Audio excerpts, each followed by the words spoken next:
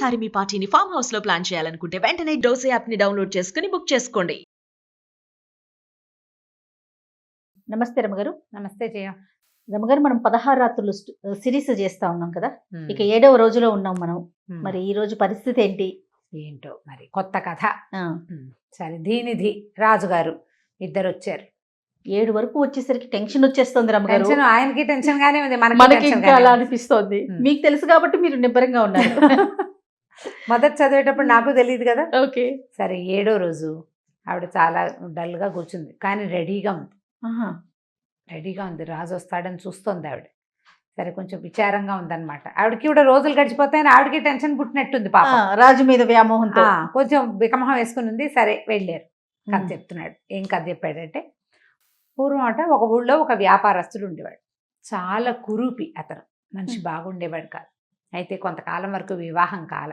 తర్వాత ఏమైంది, చుట్టుపక్కల పల్లెల్లో తెలిసిన వాళ్ళు ఎవరో ఒక పేద కుటుంబం నుంచి ఓ పిల్లని తెచ్చి పెళ్లి చేశారు. సాధారణంగా ఈ పేద అమ్మాయిలంతా పెళ్ళైతే చాలనుకుంటారు కొత్తల్లో. వాళ్ళ అమ్మా నాన్నలు అలాగే ఉంటారు. అందం కొరుకు తింటామా, ఏదో ఒకటి పిల్లకి పెళ్ళి అవుతుంది అనుకుని పిల్లని తీసుకొచ్చి పెళ్లి చేశారు. పెళ్ళైంది. ఆయన చాలా చక్కగా ఉండేవాడు భార్యతోటి. ఆమెను ఏమనేవాడు కాదు, ముచ్చటగా చూసుకునేవాడు. కాకపోతే ఆసెమ్మ ఓసెమ్మ ఆ అక్క ఈ అక్క అందరూ కాకుముక్కకు దొండపడ్డమ్మా, పిల్లంతా చక్కటిది, వీడేదాన్ని పడేశారు అనేవాళ్ళు. మొదట్లో బాగానే ఉండేది. వాళ్ళ ఇంట్లో తిండి తిప్పలు ఉండేవి కాదు, ఇల్లంతా వీలైన ఇల్లు కాదు, ఏదో పూరుగుడిసెలో చిన్న ఇంట్లో ఉండేది. చిన్న ఇల్లు, సంసారం, పెద్ద మేడ, పనివాళ్ళు, పనులకి సహాయం, శుభ్రంగా తినడానికి రకరకాల పదార్థాలు, మంచి బట్టలు, చక్కగా నగలు, ఎక్కడికైనా కులాసగా వెళ్ళడానికి అవకాశాలు అన్నీ బాగుంటాయి. అవన్నీ అలవాటైపోయాక అప్పుడు ప్రధానమైన లోటు పెద్ద లోటుగా కనపడుతుంది. లోక సహజమైంది కదా ఇది. అవునండి, అన్ని చోట్ల అదే జరుగుతుంది. అసలు అనురూపంగా పెళ్ళిళ్ళు చేసుకున్న వాళ్ళు కూడాను కొంతకాలం అయ్యాక వీడు మనకి తగడు, నేను ఇంద్రుడు చంద్రుడు కావాలి నాకు అనిపిస్తుంది. అలవాటుగా పెళ్ళై 10 సంవత్సరాల ఇద్దరు పిల్లలు పుట్టినా కూడా కొత్త వాళ్ళ వైపు చూసే ధోరణులు వచ్చేస్తాయి మనుషులకి. అన్నీ కుదిరితే ఈ అమ్మాయి కూడా కొన్నాళ్ళు పోయాక భర్త మీద అయిష్టం మొదలైంది అమ్మాయికి. మొదట్లో కూడా పెద్ద నచ్చేది కాదు, ఏదో మిగిలినవన్నీ వనగొడుతున్నాయి కాబట్టి ఊరుకునేది. క్రమంగా ఆయన దగ్గర రుసరుసలాడుతూ విసుక్కుంటూ ఉండేది. ఎవరైనా ఇంకెవరైనా దొరికితే బాగుండనిపించేసేది. వాకిట్లోకి వెళ్ళి నుంచుంటే వెళ్తుంటే అబ్బా ఆయన ఎంత బాగున్నాడు, ఆయన భర్త కాకూడదు నాకు, అబ్బో ఇబ్బాయి ఎంత బాగున్నాడు, కానీ అలాంటి పని ఏం చెయ్యాల. కానీ మనసుకు వచ్చింది అదే వస్తూ ఉండేది. ఈ భర్తతో ఇక ఉండలేనితనంగా అయిపోయింది అమ్మాయి పని. ఉండలేదు, ఎవరితోటి స్నేహం చేయలే, కానీ వీడితో ఉండకూడదు అనిపించింది. చక్కగా కడుపు నిండా నోట్లోకి 4 వేళ్ళు వెళ్తుంటే వచ్చే రోగం అనమాట. అవును. సరే, ఏం చేసింది, ఒకనాటి రాత్రి పుట్టింటికి వెళ్ళిపోవాలనిపించేసింది. ఇక వీడితో ఉండకూడదు మనం, చీ అనిపించేసింది. చీ అనిపించడానికి ఆయన ప్రవర్తనలో ఏ తేడా లేదు, మంచివాడు, చాలా చక్కగా చూసుకునేవాడు. సరే, ఏం చేసింది, ఒకనాటి రాత్రి ఇంట్లో నుంచి బయలుదేరి వెళ్ళిపోయింది. భర్తకు చెప్పల, పుట్టింటిగానే బయలుదేరింది. వెళ్ళేసరికల్లా ఏమైంది, మధ్యలో ఏదో దారి తప్పి ఇంకో ఊళ్ళోకి వెళ్ళిపోయింది. దారికి ఏవో ఉంటాయి రాత్రులు, గుర్తులు ఏముంటాయి రాత్రులు. వెళ్ళేసరికల్లా ఆ ఊళ్ళోకి ప్రవేశించేసరికి ఆ ఊళ్ళో ఎటెళ్ళాలో తెలియక నడుస్తుంటే ఓ గృహస్థ ఎవరో చూశాడు. చూసి ఎవరమ్మా ఏమిటమ్మా అని అడిగాడు. అడిగేసరికల్లా మాది ఫలానా ఊరండి, వెళ్తూ బయలుదేరాను, ఇక్కడ చిక్కడిపోయాను, దారి బాగా తెలియలేదు అని అనేసరికి రామమ్మ మా ఇంట్లో పడుకుంది కానీ వాళ్ళు అనేసరికి కొద్దిగా భయపడింది వెళ్ళటానికి. అబ్బాయి అలాంటి వాడిని కానమ్మా, నేను చాలా మంచివాడిని నమ్మించాడు. మా వాళ్ళంతా ఉన్నారు, ఏం పర్వాలేదు రమ్మన్నాడు. సరే, వాళ్ళ ఇంటికి వెళ్ళేసరికల్లా ఏమైంది, ఇప్పుడు నీకు భర్త ఇల్లు వదిలిపెట్టి ఒక పిల్ల వచ్చింది అంటే బయటికి, అది పగలు కాదు, పెట్టే బేడా లేదు, సాయంగా మనుషులు లేరు, ఈ అమ్మాయి ప్రవర్తన ఎలాంటిదని వాడు అనుకుంటాడు. రకరకాలు వస్తాయి, అవైల్ చేసేయచ్చు. ఈ ప్రవర్తన మంచిది కాదని అనుకోపోయినా ఈజీగా దొరుకుతుంది. అమ్మాయికి ఏం రక్షణ సహాయము లేదు. సరే, ఒక అర్ధరాత్రికి అతను ఏదో ఈ అమ్మాయి మీద ప్రయత్నించిపోయాడు. దాంతో ఈవిడ బెదిరి నేను ఇక్కడ ఉండనని గబగబా లేచి బయలుదేరేసి, అతను ముండని ఎంత చెప్పినా వినలా. ముందుకు వస్తూ ఏమైందంటే పెద్ద ఇల్లు, అది పెద్ద మండిగం, గుమ్మం చాలా పెద్దది. ఆ గుమ్మం దగ్గర ఎదురు దెబ్బ తగిలి దభేల్మని గుమ్మం నుంచి బయటికి పడిపోయింది. ఓహో, 2 కాలి బొటన వేళ్ళు చితికిపోయినాయి. మామూలుగా మనకి ఎదురు దెబ్బ తగిలితే ఒక వేలు మణిపోతుంది. ఆ అమ్మాయికి 2 వేళ్ళు ఇట్లా మణిగిపోయినాయి, కాలు వేళ్ళు చితికిపోయినాయి, కాళ్ళు ముందుకు పడిపోయేసరికి స్పృహ తప్పిపోయింది. ఈ శబ్దము ఈ రచ్చ చూసేసరికి చుట్టుపక్కల ఇళ్ళ వాళ్ళు చేరారు. ఎవరంటే ఎవరో అమ్మాయి దారిలో కనపడితే తీసుకొచ్చాను, సహాయం చేస్తానంటే అమ్మాయి ఏదో భయపడి వెళ్ళిపోతుంది, ఏదో భయం వేసినట్టుంది అన్నాడు. వాడు తప్పించుకున్నాడు. చుట్టుపక్కల వాళ్ళంతా చూసి అయ్యో ఇదేమిటి ఇంత శుభ్రంగా ఉన్న పిల్ల ఏమిటని ఆ కాళ్ళకి కట్టుకట్టారు. కాలు వేళ్ళు చితికిపోయినాయి కదా, బట్టంతా తడిసిపోయింది, రక్తంతో కాళ్ళ దగ్గర నెత్తిరైతే చీరంతా తడవదు. అక్కడి నుంచి మూర్ఛ తెచ్చారు, ఏదో నీళ్లు చల్లారు, లేవదీశారు.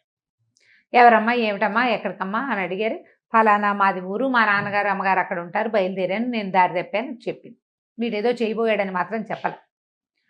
కబుక్కుని నిద్రలో లేచి బయలుదేరిపోయాను, తెల్లారిపోయింది అనుకున్నాను అని చెప్పి ఏదో ఒక మాట చెప్పి తప్పించుకుంది. వాళ్ళు అయ్యో పాపం ఆడుకూతురు ఏమో అవసరం ఉండి బయలుదేరిందో అని ఓ బండి ఏదో కట్టించి మెల్లిగా వాళ్ళ ఊరు పంపించారు. ఆ కాలి వేళ్ళు ఎప్పటికీ మానలా అమ్మాయికి. కొన్నాళ్ళకి ఎట్లా గొట్లా పర్వాలేదు, ఊరంతా ఊడిపోయి వికారంగా అయిపోయింది. మనకి ఎదురు దెబ్బలు తగిలినప్పుడు గమనించండి, ఎదురు దెబ్బ తగిలితే గోల్డ్ విరుగుతాయా, ఆ గోల్డ్ నార్మల్ అయ్యి ఆ వేలు నార్మల్ అవడానికి చాలా నాళ్ళు పడుతుందో, చాలా కాలం పడుతుంది. ఆ వికారంగా ఉన్న వేళ్ళు చూస్తే అయిష్టంగా ఉండేది అమ్మాయికి. ఏం చేస్తుంది, శరీరంలో భాగాలు తీరం, భర్తను కాబట్టి వదిలిపెట్టి వచ్చేసి అదే సరే మొదట 1 నెల 2 నెలలు వీళ్ళు బాగా డబ్బున్న ఇంట్లో ఇచ్చారు కదా ఈ పిల్లని, కొద్దిగా ముద్దుగా బాగానే చూశారు. క్రమంగా ఏమిటి పిల్ల వెళ్ళదు అనిపించడం మొదలెట్టింది వాళ్ళకి. ఆ అమ్మాయి నేను భర్తను విడిచి వచ్చేసానని అవి చెప్పాల, దెబ్బలు తగిలి ఇంటికి వచ్చింది. వాళ్ళు ఊరుకున్నారు. ఎన్నాళ్ళైనా వెళ్ళదు. క్రమంగా వాళ్ళకి ఏం అర్థమైంది, వీళ్ళకి అర్థమైపోయింది ఈ పిల్ల అతను కురూపిగా ఉన్నాడని ఇల్లు వదిలిపెట్టి వచ్చేసింది అని. ఇక మెల్లిగా ఇంట్లో ఆదరణ తగ్గింది. పుట్టింట్లో కూడా ఆదరణ ఉండదు.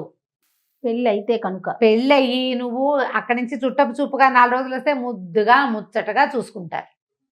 మన అమ్మా నాన్నలకి మనం ఒకే పిల్ల అయితే చూసుకుంటారేమో ఎల్లకాలము. సాధారణంగా మన ఇంట్లో ఇంకా సంతానం ఉంటే అందరూ చిలకల్లాగా కాపురం చేసుకుంటారు. దీనికి ఏం పోయే కాలం అనిపిస్తుంది. దీని బరువు దించుకున్నా ఇది మళ్ళీ నా నెత్తినెక్కింది అనిపిస్తుంది. బాధ్యతగా తీసుకోవద్దు పిల్లని. చెట్టుకి కాయ బరువా లాంటి పదాలు ఆడపిల్లల విషయంలో సాధారణంగా ఇదివరకు ఉండేవి కాదు, ఇప్పుడు కూడా పెద్దగా లేవనుకుంటాను నేను. బహుశా ఉండకపోతేనే సంసారాలు ఇప్పుడు ఎక్స్ట్రీమ్కి వెళ్తే వదిలేద్దాం రమ్మ గారు. చిన్న చిన్న విషయాలకి అడిగి పుట్టింటికి వెళ్ళిపోతే వాళ్ళు ఎంకరేజ్ చేశారనుకోండి, అది ఎక్కడికో వెళ్ళిపోతుంది. ఎక్కడికో వెళ్ళాలి, ఆ పిల్లని వాళ్ళే మోసుకోవాలి సార్. కొంతమంది అంటారు నా పిల్ల నాకు బరువు అయితే నువ్వే ఉంచుకోపోయావా, పెళ్ళి ఎందుకు చేసేవు అనవసరంగా. అవును, పెళ్ళిళ్ళు ఎందుకు చేస్తారు వీళ్ళు. సరే వీళ్ళు ఏం చేశారు, క్రమంగా వాళ్ళకి తెలిసింది ఈ పిల్ల వెళ్ళదు అని. మెల్లిగా ఆ అమ్మాయితోటి చికాకు మొదలు పెట్టేశారు. వాళ్ళ అమ్మా నాన్న విసుక్కునేవాళ్ళు, కసుకునేవాళ్ళు. మేము ఇంట్లో సాగుతున్నావు, మా ఇంట్లో సాగదమ్మా అలా అనేసేవాళ్ళు. ఓ రోజు వాళ్ళ వదినైతే డైరెక్ట్గా ఆ అమ్మాయినే అటాక్ ఇచ్చేసింది. మొగుడు కురూపని వదిలేస్తే ఎట్లా, అయినా రంగులు పై రంగులకి మోసపోతే ఇలాగే ఉంటుందని అన్నది. అనేసరికి ఇంకెవడికి ఇక్కడ ఉండిపోద్ది కాల, వెళ్ళిపోవాలి. వెళ్ళటానికి తనకు ప్లేస్ ఏది, భర్త ఇంటికి. సరే వెళ్దాం అనుకుంటే ఏమైంది, ఏ రోజైతే ఆవిడ వెళ్దామని అనుకుందో ఆ మర్నాడు విపరీతంగా జ్వరం వచ్చి ఆవిడకి మసూచి వచ్చింది. ఒళ్ళంతా పుళ్ళు పడిపోయినాయి. మసూచిలు ఆట్లమ్మలు వస్తే కాయల్లాగా వస్తాయి కదా. ఇక ఆ జ్వరం తగ్గడానికి ఎంత కాలం పట్టిందో. ఎట్లాగో తగ్గింది జ్వరం తగ్గింది. ఆ పుళ్ళన్నీ మాన్న, మచ్చలు మొహం నిండా బక్క చిక్కిపోయింది. ఆహారం లేదు, పథ్యం విపరీతంగా చేయిస్తారు. సన్నగా అయిపోయి జుట్టంతా ఊడిపోయి మనిషి రెపటలాగా పలచబడిపోయి మొహం నిండా చేతులు కాళ్ళు నిండా మచ్చలు పడి వికృతాకారంగా తయారైంది అమ్మాయి. సరే ఏమైంది, ఎలాగైనా భర్త దగ్గరికి వెళ్ళిపోదాం అనుకుంటే వాళ్ళేమో రేపు దింపుతాం, ఎల్లుండి దింపుతామని అమ్మా నాన్న అట్లా కొన్ని రోజులు గడిపారు. ఇక ఒక రోజు అమ్మాయి ఏమనుకుందంటే ఇంక ఇక్కడ ఉండకూడదు, వెళ్ళిపోవాలి. ఎలాగైనా నా భర్తను వదిలిపెట్టే 1.5 పైన అయిపోయింది, నేను ఏడాది దాటిపోయింది. అప్పటికి ఏడాది అయిపోయింది, 1.5 కావస్తుంది, వెళ్ళిపోవాలనుకుంది. ఇక వీళ్ళకి చెప్పకుండా తనే బయలుదేరి మెల్లిగా ఎట్లా అగోట్లా నడిచి అప్పట్లో ఏమున్నాయి దారులు, ఏదైనా దొరికితే ఓ బండి దొరికినట్టు, లేకపోతే లేదు, నడుచుకుంటూ పోవటమే. ఎలాగో నడిచి మొత్తానికి బాగా రాత్రి అయిపోయాక మొగుడింటికి చేరింది, భర్త గారింటికి చేరాక తలుపు కొట్టింది. ఓపిక లేదు, నడిచి వచ్చింది కదా. ఆ తలుపు పక్కనే సమస్యలు జారగలిబడి కూర్చుంది కోడకి. ఆ భర్త తలుపు తీశాడు. ఆయన చూసి ముందుకు తర్వాత గుర్తుపట్టాడు. అమ్మాయి ఎట్లా ఉంది, పొద్దున ఇంట్లో కట్టుకున్న చీరతోటే వచ్చేసింది. అత్తవారింటికి వెళ్ళేటప్పుడు పుట్టింటి వాళ్ళు పంపిస్తే ఏదో చీర సారా పెట్టి ఓ మనిషిని తోడిచ్చి ఓ బండెక్కిచ్చి ఓ శుభ్రమైన చీర కట్టించి ఏదో పంపించేవాడు కాదు, లేచి వచ్చేసింది. కాదు రమ్మగారి, ఈ అమ్మాయి భర్త దగ్గర నుంచి వెళ్ళేటప్పుడు చెప్పా చేయకుండా వెళ్ళిపోయింది, అక్కడి నుంచి కూడా అలానే వచ్చేసింది. సరే ఏం చేశాడు భర్త చూసి, అయ్యో ఇట్లా అయిపోయావు, బక్క చిక్కిపోయి మనిషి ఏమీ ఆరోగ్యం లేదు, లేవదీసుకుని ఎత్తుకొచ్చి లోపల పడుకోబెట్టాడు.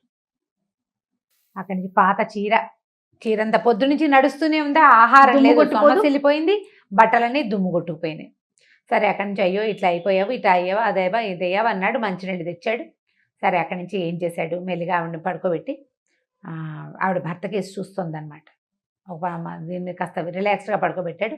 ఓ బట్ట తెచ్చి కాళ్ళు చేతులు తొడవబోయాడు. దాంతో దుమ్ముగా ఉంది కదా, తడి బట్ట పెట్టి చేతులు తుడిచి పాదాలు తొడవబోతూ ఆ 2 బొటన వేళ్ళు ఇట్లా వంకర తిరిగిపోయినాయి అమ్మాయికి. ఏమర్థమే 2 ఏళ్ళు కూడా పడుతుంది ఆ కాయలు మాని, ఆ పుళ్ళు మాని, ఆ ఇవి గోల్డ్ మామూలుగా రావడానికి. అవునండి. ఆ 2 వేళ్ళని ఇట్లా పట్టుకున్నాడు. పట్టుకోగానే గుండె పగిలి చచ్చిపోయింది ఆవిడ. ఆ వేళ్ళు ముట్టుకునేసరికి ఆమె కాస్త మరణించింది. అయ్యో భార్య మరణించిందని దుఃఖంతో వర్తకుడు కూడా గుండె ఆగిపోయింది. ఈ కథ చెప్పాడు దీనిది. ఇంత దూరం నడిచొచ్చింది, అనారోగ్యంతో కూడా ఆవిడ మరణించల. ఇక్కడ ఎందుకు మరణించింది? భర్త దగ్గరకు వచ్చి తన స్వస్థానానికి చేరి ఆమె హాయిగా ఉండొచ్చు కదా. అవును, ఉండొచ్చుగా, ఉండలేకపోయింది. స్వస్థానానికి చేరాక ఆమె ఎందుకు బతికి ఉండలేదు, ఎట్లా ఆమె గుండె పగిలిపోవడానికి కారణం ఏమిటి అన్నాడు. ఆవిడ ఏం చెప్పిందంటే, ఈ అనారోగ్యము, జ్వరం రావటము, ఒంటి మీద మచ్చలు కాదు, ఆ కాలి బొటన వేళ్ళు ఉన్నాయి చూసావా, వికారంగా ఏ వికృతత్వాన్ని తను అక్కడ అసహించుకుని ఆవిడ వెళ్ళిందో, ఆ వెళ్ళిన తన ప్రవర్తనలో ఉన్న లోపం మొట్టమొదటి రోజే వెళ్ళడం తప్పని భగవంతుడు చూపించేశాడు ఆ అమ్మాయికి. ఎప్పటికీ తను వెళ్ళినది పోదు. ఇంకా తన జీవితంలో పడిన ఆ మచ్చని ఆవిడ మార్చుకోలేదు. ఆవిడ ఎవరితో షేర్ చేయలే, వాడెవడో నన్ను బలవంతం చేయబోయాడు అని.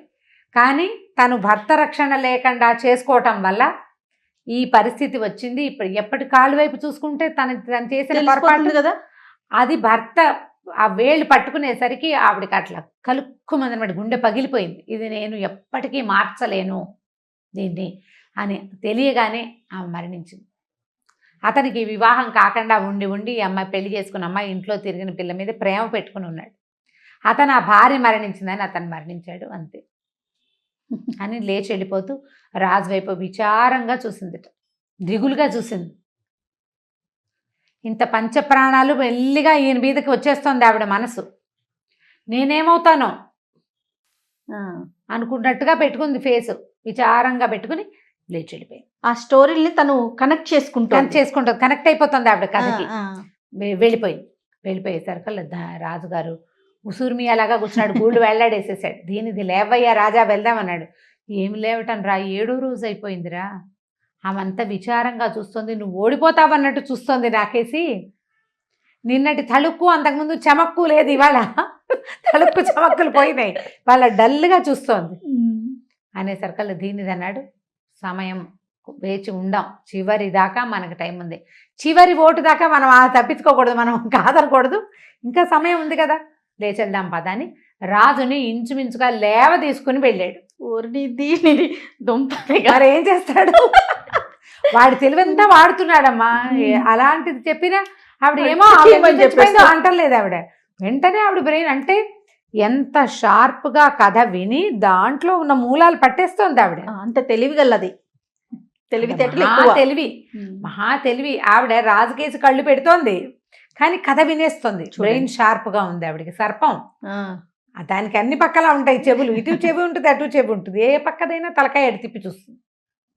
దాంతో ఆవిడ షార్ప్గా ఉంది. సరే దీనిది ఏం చేశాడు, రాజుగారిని లేవ తీసుకుపోయాడు. ఇంకా ఆనాటి రాత్రి నుంచి రాజు నిద్రపోవడం మానేశాడు.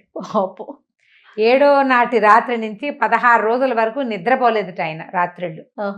ఆ పటం చూస్తూ అట్లా కూర్చుని ఉండేవాడు. బాగుంది. పటాన్ని చూస్తే ఆవిడ చూసినట్టే ఉంటుందన్నమాట. అది కథ. మళ్ళీ కొత్త కథని రేపు 8వ రోజు వచ్చే భాగంలో తెలుసుకుందాం. తప్పకుండా అండి.